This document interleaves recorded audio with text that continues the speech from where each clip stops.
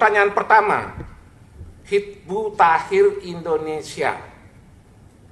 Bisakah saudara secara jujur menerjemahkan apa artinya Hizbut Tahrir Indonesia?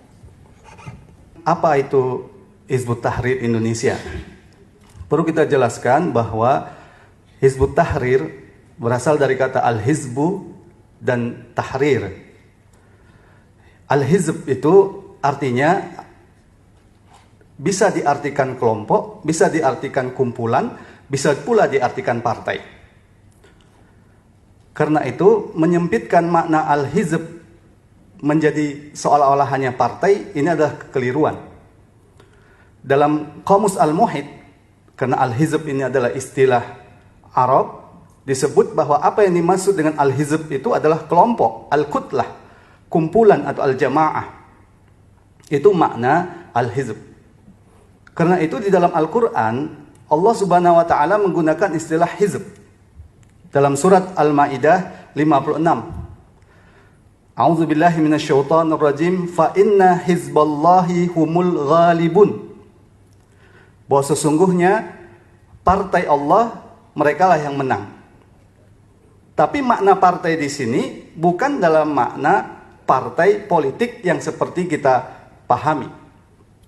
Karena itu istilah penggunaan al-hizb tidak bisa dimaknai partai politik dalam istilah yang selama ini kita lihat gitu ya. Karena istilah ini merujuk kepada Al-Qur'an. Kemudian kenapa disebut at-tahrir, pembebasan? Karena Hizbut Tahrir ini berdiri untuk membebaskan manusia dari penyembahan kepada makhluk, hanya menyembah kepada Allah Subhanahu wa taala dengan tunduk kepada seluruh syariah Islam.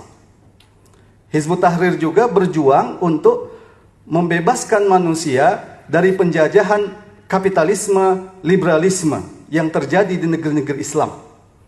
Dan untuk membebaskan itu, karena kita adalah seorang muslim dan kita berkumpul sebagai seorang muslim, kita menawarkan syariah Islam sebagai solusi untuk membebaskan negeri-negeri Islam termasuk Indonesia dari penjajahan.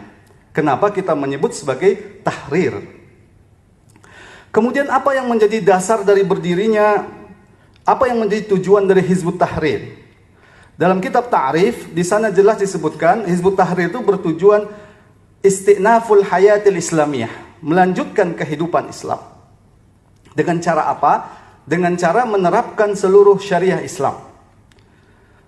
Kenapa syariah Islam? Karena ini merupakan konsekuensi keimanan seorang mukmin. Bahwa konsekuensi keimanan seorang mukmin kalau dia beriman kepada Allah, dia harus tunduk kepada seluruh syariah Islam. Jadi ini bagian dari keimanan kami. Dan bagaimana mungkin bagian dari keimanan kami ini dihukumi? Padahal negeri ini menjamin kebebasan berkeyakinan, kebebasan beragama. Demikian pula, apa yang menjadi dasar dari pendirian Hizbut Tahrir ini adalah surat Ali Imran. Wal takum minkum ummatun yad'una ilal khair wa ya'muruna bil ma'ruf wa yanhauna 'anil munkar. Jadi kita itu berdiri berdasarkan surat Ali Imran ini. Hendaklah ada sebagian dari kamu berupa kelompok yad'una ilal khair, yang mengajak ke jalan Islam. Dalam beberapa kitab tafsir, al-khair itu dimaknakan dengan al-Islam. Pertanyaannya, bagaimana pula di negeri yang kita mengatakan asasnya, dasarnya adalah Pancasila, sementara sila pertama adalah ketuhanan yang Maha Esa, mengajak ke jalan Islam ini dilarang? Ini yang menjadi pertanyaan kami. Sementara yang selama ini kami ajak itu hanyalah Islam, berhukum pada hukum Allah, menjalankan Al-Quran dan As-Sunnah. Inilah yang selama ini kami ajak. Karena itu, kami juga menyedihkan ya ketika khilafah ini dikaitkan dengan ISIS tadi.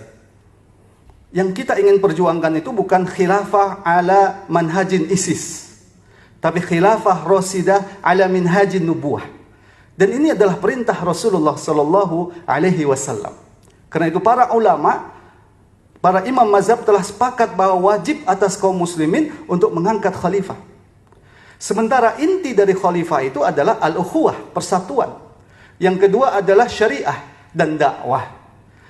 Karena itu ketika ini dianggap sebagai ancaman negara ini, bagaimana mungkin? Padahal yang kita perjuangkan adalah syariah Islam yang bersumber dari Allah Subhanahu wa taala yang memiliki sifat yang Ar-Rahman, Ar-Rahim.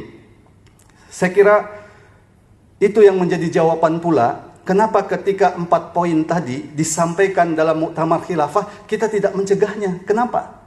Karena yang disampaikan itu adalah ajaran Islam.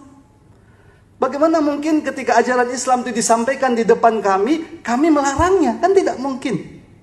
Padahal Islam itu adalah ajaran kami. Islam itu adalah keyakinan kami.